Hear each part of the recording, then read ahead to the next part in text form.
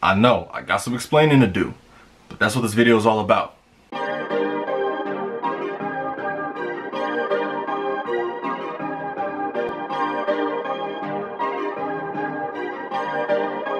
Perfect.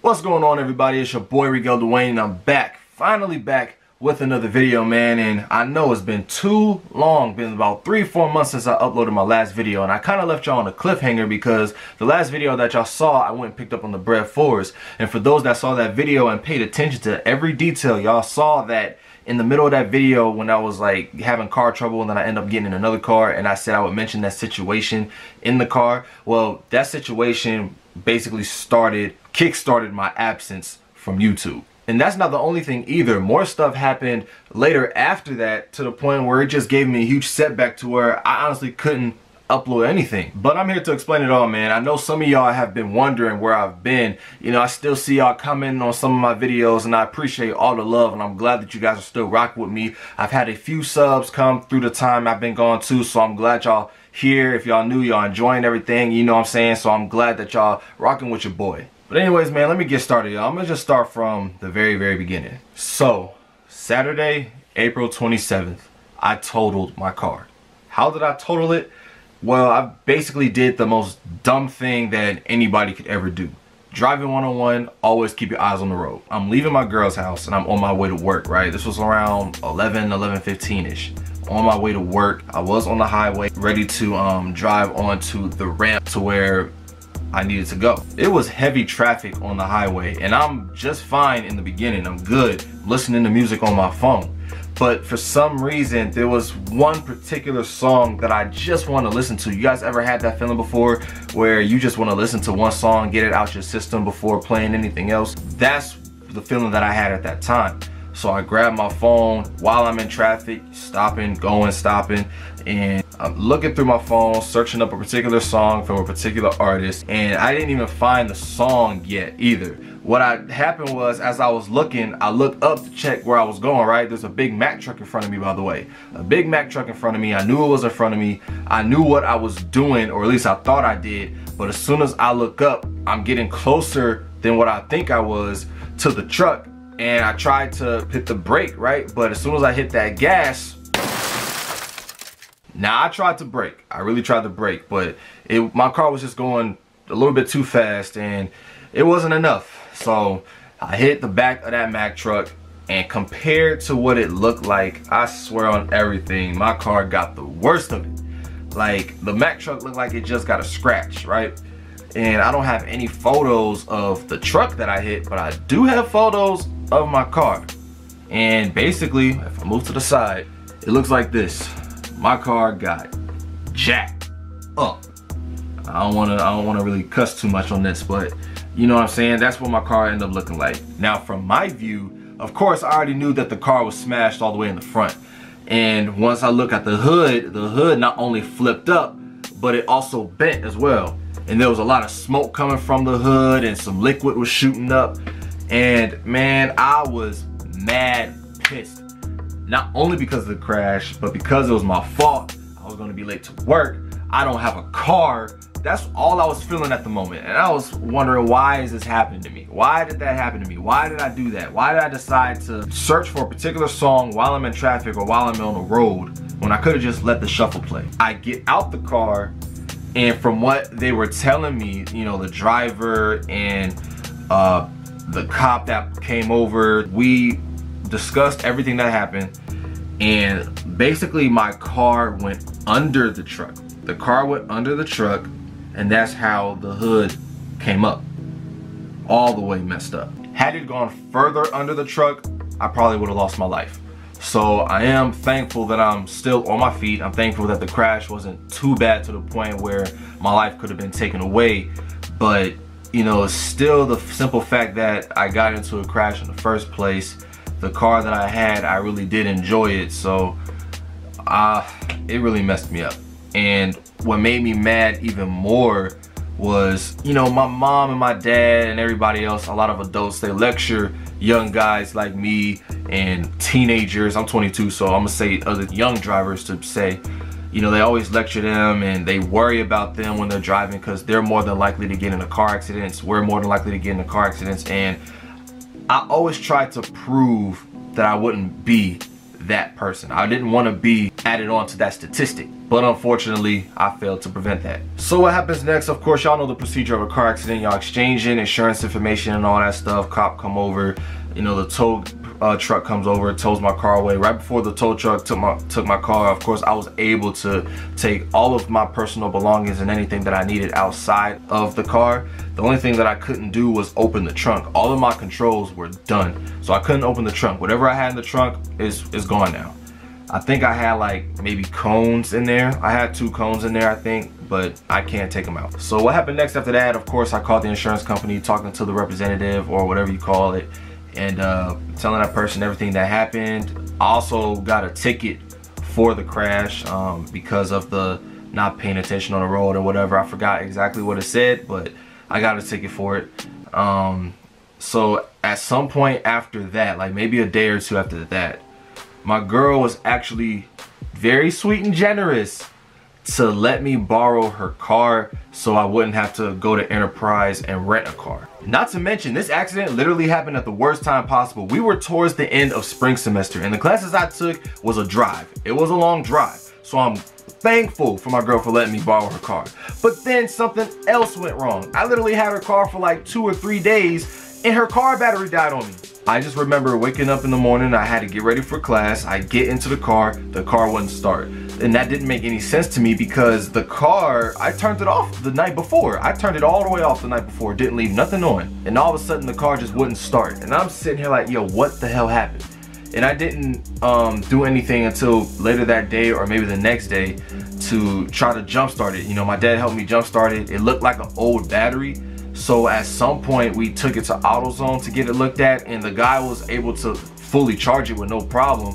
So when we took it back to the car, tried to start it up again, had a little bit of trouble starting it, but it ended up starting. But then we turned it off and tried to start it again and it wouldn't start. So at some point I had no idea what was going on. Either the car battery was dead or the battery was old or it was something else wrong with the car. When I let my girl know about it, she was all kinds of mad. She was mad at me because that was her car, it was in my care, and it was working just fine the entire time she had it. But at some point, as soon as I have it, something goes wrong. But I didn't do anything wrong with it. I did miss class, I'm not gonna hold you, I did miss class. So the next day, however, it started. The next day it started. And I was able to go to class, take my class. I was able to leave that campus and go back home or go straight to work. I think I went straight to work after that. I was able to start the car after leaving work and going home. So I was thinking, okay, maybe everything is all good until the day I go get the bread fours. And you guys already know what happened if you guys saw that video. I get up in the morning, I leave the house, I go inside my girl's car and it wouldn't start. I feel like I'm carless. But then my mom let me borrow her car to go get the shoes. So then after talking with my mom after coming back home, she let me borrow the car to go to work. She let me borrow the car to go to class. All I had to do was take her to work first. But there were some days where I couldn't do it because of the scheduling of some classes. There's one class that I knew I had to go like really in the morning, and then there was a class that I had in the afternoon. So of course there came a day where I couldn't use neither car. My girl's car I couldn't use, my mom's car I couldn't use. And then I just basically had to take the bus. I'm walking towards the bus stop. I'm sitting there, I'm thinking. I was literally thinking about how things was just going downhill. I get into a car accident, my girl let me borrow her car goes out on me, and now I'm just a guy with nice shoes wearing them to the bus stop. As a sneakerhead and as a YouTuber at that, you do not want to be in that position to have nice shoes, nice clothes, but you're wearing them to the bus stop. Like, that just looks bad on you. And that's exactly what it was for me. And I didn't like it. So a week or two after the semester was over, I applied for a car loan through my bank. I ended up getting the loan at a good interest rate. So right after that, or around the same time I was waiting for it and getting it, I was looking for new cars, of course, and my dad was helping me out a little bit too, and we didn't want to go higher than the amount that the loan was. Now the problem was, from what I was told, it's a good idea to get a car that is under 50k miles, which is cool. You know, you don't want a car that has way too many miles on it, because that means it's getting closer to the time it just breaks down on you. The problem that I had was, the newer the car, the higher the price. The older the car, the higher the mileage. Now we ended up finding a car on Carfax at a good price. I forgot exactly what car it was. This was months ago, bro. So we contacted the dealership that it was located at.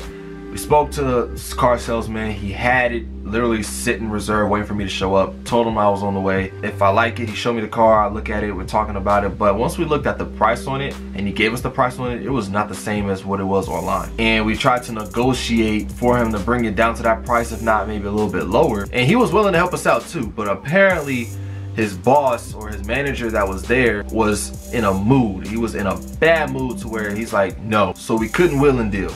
Apparently they were under their quota. They were supposed to make their day, but they were far behind on whatever it was. Maybe it just wasn't a good day for selling cars. But look, we saw the price that it was online. It was not the same as it was when we got there. So that was a no-go. So me and my dad leave that spot, and right across the street there was actually a Honda dealership. Y'all know car dealerships got multiple ones right around each other. Like, you can be a Honda right here, Toyota here, Chevy here, Hyundai over there. You know, that's how it is. So we go to the Honda one and we're looking for cars, seeing if we can find some decent ones, and we see one, but it was out of the budget. Maybe like a good few hundred to $1,000 over. We tried to see if we could wheel it down. Car salesman says we couldn't do it. That same day, my girl made her way to my house where her car is. I still had her car in my house, and she went there with her uncle. They fixed it up, and now she's good with her car. She still has it. It's running, not dying out or anything, so we're good on that. She's good on that. So I'm still looking online, searching for cars, trying to fit the budget, and also not trying to go high on mileage. So I end up finding one at this Chevy dealership. So I'm looking at another Chevy. I wasn't necessarily trying to get the same car. I was hoping to get a different one, but I saw this Chevy Cruze, and it was literally right where I wanted it. Price range, good. Mileage, good. And because the previous car that I owned was a Chevy Cruze, I'm familiar with this car anyway, so it's like, why not? You would think that if you're getting a new car, you would literally get a whole different one, but at this point, I was like, fuck it, I take what I can get. Now, the difference between this Chevy Cruze and the last Chevy Cruze that I had, my previous one was silver, right? Silver all around, except for the interior. This current one is metallic gray. From afar, you would think it's black, but as you get closer, you can see that it has a gray color in it. So it's metallic gray, and then on the inside, I believe it's gray. The interior is gray. So that's basically it. And it was a 2016 model, so it's just a year upgrade. That's all. So we're at the dealership trying to get all the paperwork set up and all that other stuff. But then it turned out that the loan was supposed to be for a brand new car. And if I remember correctly, I'm gonna say the number. It was like 14 something, $14,000 something. I don't think anybody could get a brand new car for 14,000. Maybe I'm wrong, I didn't look hard enough, but no, a lot of the brand new cars was literally sitting at over 30K, 40K, 100K. Like, I was not gonna find a brand new one for 14 grand. So I end up having to work out another loan with my bank. I called them and we negotiated a new deal. It was higher, of course, but the interest rate had to be a little bit higher too. No, maybe a little bit lower, but the interest rate was higher. But it was still a good interest rate. Like, it wasn't like going to literally take all my money away. So I was fine on that. So the car note that I pay now is higher than the previous car note that I had, but it's not that much higher. A whole $100 difference. I'm still good on it. I'm making the payments. So just that information alone, yes, I'm gonna skip over to just say I did end up getting the car. So I do have a new car now. Car is good, able to go anywhere I want to. So the car situation, perfectly fine. I'm good. Now, you would think everything is all good, right? The car situation only happened within a matter of weeks, like 2 or 3 weeks tops, maybe a month. I haven't posted a video in like 3-4 months, right? I was trying to vlog this entire thing, this entire journey, the car accident, the dealerships, all of that, right? But what happened was trying to edit some videos, and all of a sudden my laptop started acting funny. It was the charging that gave me the bad sign. Like, I would have the charger in, but my battery wouldn't have the charger sign on it. Like, it wouldn't show that it was charging. Even the battery was there, and I hover over the logo with the mouse, and it's like, it's just not charging. But the thing was plugged in, not charging. So with the battery life going down, I'm like, what is going on? Now, at first, the battery life was draining slowly. See, I can explain it the best way. The laptop wouldn't recognize the charger. Like, the charger would be plugged in, it knows it's plugged in, but it wouldn't recognize it charge or anything like that. So the motherboard wouldn't, like, I'm not a tech geek, so I can't necessarily say it. I went to Best Buy so they can look at it and everything, and the guy told me that the motherboard isn't recognizing the charger, that it is charging. So that was my problem. Basically, all in all, I need to get a new laptop, and I haven't gotten a new one yet. And I do have an idea of which laptop I want now. I took all this time to figure that out. I have a decision, but I won't literally present the decision I made until I get it in hand. So what am I going to do from now on? I still have a main desktop that everybody in the house uses, so I'm gonna just download the editing software that I use on there, and I'm gonna just continue to upload on that device. And so that's where we are today. So I got a new car, had it for about a month or two now. Everything's cool on that, maybe 3 months. We're almost in the fall. I got it right in the middle of summer, so we're good. The laptop, however, I'm not using because it dies too fast. And it costs a lot more money to fix a motherboard than it would to get a new laptop, so I'm getting a new laptop, but in time. Don't have one yet. So that's basically it. That's the story. That's why I've been gone from YouTube for this long. I don't know how long this video is going to be, but if it is long as hell and y'all made it this far, let me know that y'all here. Only thing that I can say now is I appreciate you guys for watching this video. I hope you guys enjoyed it. I hope you guys understand why I've been gone. I hope you guys aren't mad. I'm glad that y'all wasn't unsubbing from me, and I'm glad that there's new people that is subbing to me. So just keep that going. So make sure you guys go follow me on all my social media. @RigelGodHops is going to be right here on the screen, as well as in the description below. You guys also give this video a like, subscribe to the channel if you haven't subscribed already, and of course hit that notification bell so you won't miss any more of my videos. I promise you guys, I got more coming. Y'all see. With that being said, I'm Rigel Dwayne, and I'll see y'all on the next one.